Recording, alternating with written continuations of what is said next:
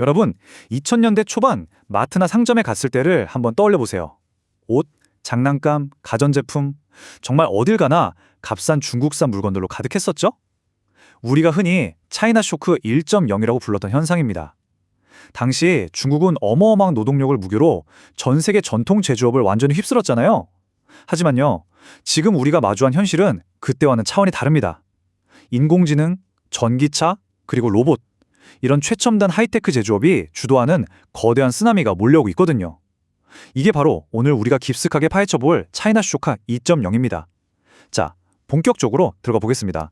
이번 해설에서는요, 과거 선진국들의 단순한 하청 공장 역할에 머물렀던 중국이 도대체 어떻게 전 세계 기술 시장을 위협하는 하이테크 패권국으로 완벽하게 탈바꿈했는지 그 뼈대를 낱낱이 해부해 볼 겁니다. 차이나 쇼크 2.0, 첨단 기술로 부장한 중국의 공습, 그 진짜 실체가 무엇인지 지금부터 저와 함께 확인해 보시죠. 오늘 살펴볼 핵심 아젠다 이렇게 5가지입니다. 첫째, 차이나 쇼크 2.0의 시작점. 둘째, 국가 주도의 보조금과 과잉 생산 기조. 셋째, 의대 대신 공대를 택하는 중국의 교육 현실. 넷째, 글로벌 인재를 빨아들이는 블랙홀 현상. 마지막으로 우리는 이 파도 속에서 어떻게 살아남을 것인가. 쭉 한번 훑어보겠습니다. 자, 그럼 첫 번째 파트, 차이나 쇼크 2.0의 시작입니다. 이 새로운 시대가 전 세계에 얼마나 시각적이고 파괴적인 충격을 줬는지 최근에 있었던 가장 놀라운 사례부터 하나 살펴볼까요? 1,550억 달러, 우리 돈으로 수백조 원이 넘는 엄청난 액수죠. 이게 바로 최근 전 세계를 경악하게 만든 중국의 AI 스타트업 딥시크의 기업 가치입니다. 여기서 진짜 소름 돋는 포인트가 뭔지 아세요? 이 딥시크가 기존 글로벌 시장을 꽉 잡고 있던 미국의 챗GPT를 개발하는 데 든 비용의 10분의 1도 안 되는 푼돈으로 그에 맞먹는 AI를 만들어냈다는 겁니다. 항저우 출신의 젊은 창업가가 이끄는 이 회사가 등장하자마자 월가 주식시장이 말 그대로 발칵 뒤집혔죠. 이건 더 이상 우리가 알던 과거의 중국 기술력이 아니라는 아주 강력한 경고장이었습니다. 지금 이 거대한 패러다임의 변화를 단 한 문장으로 완벽하게 요약해주는 말이 있습니다. 바로 Made in China가 아니라 Invented in China다. 예전처럼 선진국이 만들어 놓은 걸 쓱 뺏겨서 싸게 찍어내는 수준이 아니라는 거예요. 이제는 아예 연구개발, 혁신 그 자체를 중국이 선도하고 있다는 뜻이죠. 무에서 유를 창조하는 게임의 룰을 완전히 새로 쓰고 있는 겁니다. 그럼 두 번째 파트로 넘어가서 도대체 어떻게 이렇게 빠르고 저렴하게 하이테크 발전이 가능했는지 볼까요? 국가주도 보조금과 과잉 생산입니다. 이 엄청난 속도전 뒤에는 국가가 직접 돌리는 어마어마한 경제 엔진이 숨어 있거든요. 연간 1,000조 원. 네, 잘못 들으신 거 아닙니다. 중국 중앙정부가 첨단 산업 하나를 키우겠다고 매년 쏟아붓는 돈이 무려 1,000조 원 규모예요.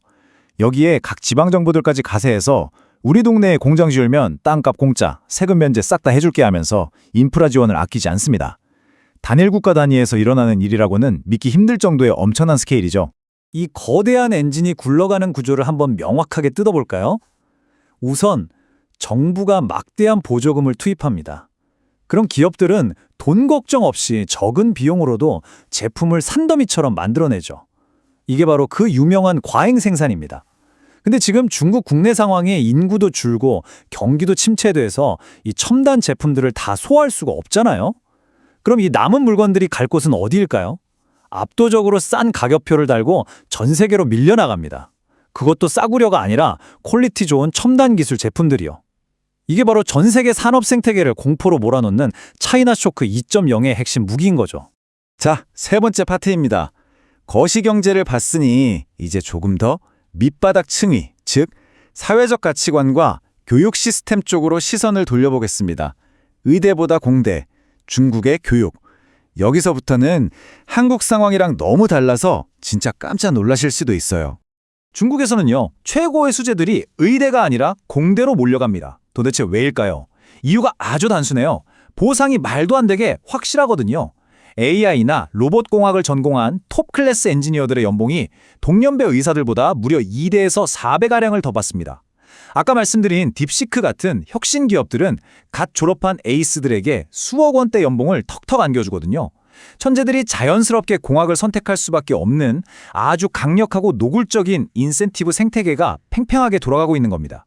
거시적인 데이터로만 들으면 확 와닿지 않으시죠? 실제로 항저우에 사는 한 평범한 학부모 이야기를 해드릴게요.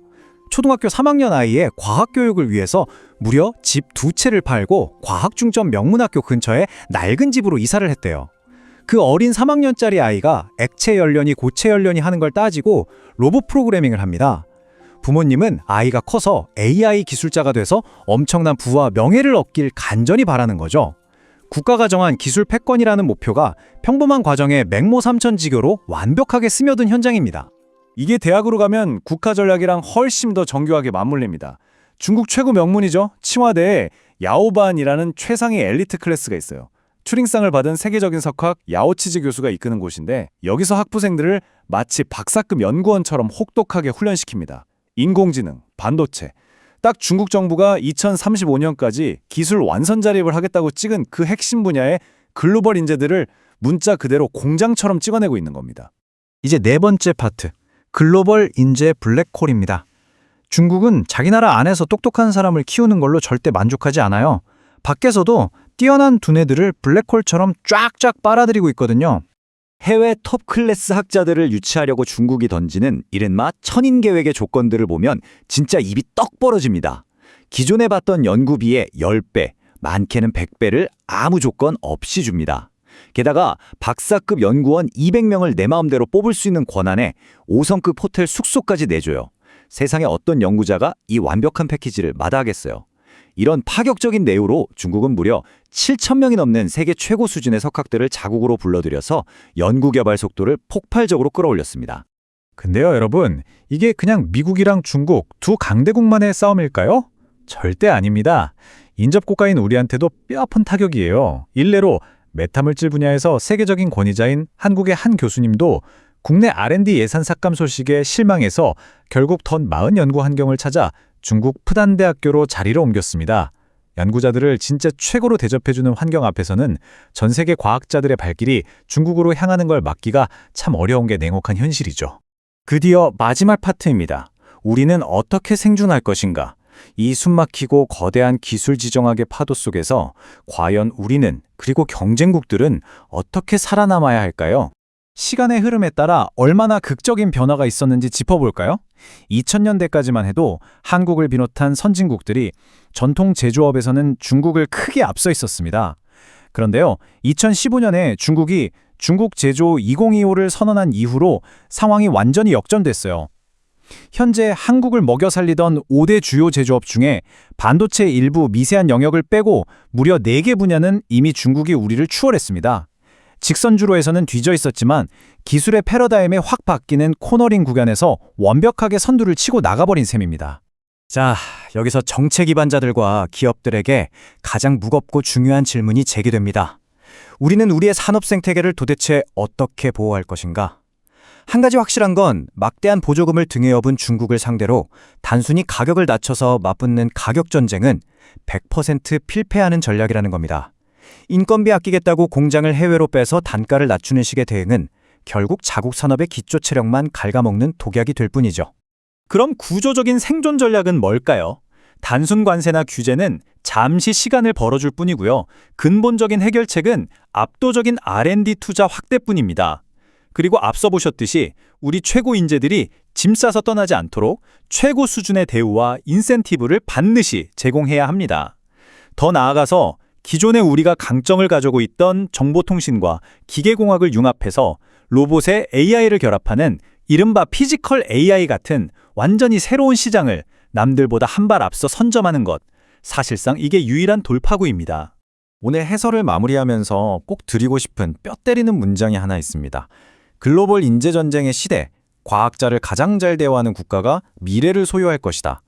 여러분, 차이나 쇼크 2.0는 단순히 값싼 전기차나 로봇 몇 대가 쏟아져 들어오는 현상이 아닙니다. 이건 기술을 숭배하고 인재에게 과감하게 모든 걸 투자하는 거대한 국가 단위 생태계 결과물이에요. 우리가 이 무서운 도전을 어떻게 마주하고 우리의 혁신 생태계를 어떻게 다시 재건할 것인지 우리 모두가 정말 진지하게 고민해봐야 할 시점입니다. 끝까지 함께해 주셔서 감사합니다.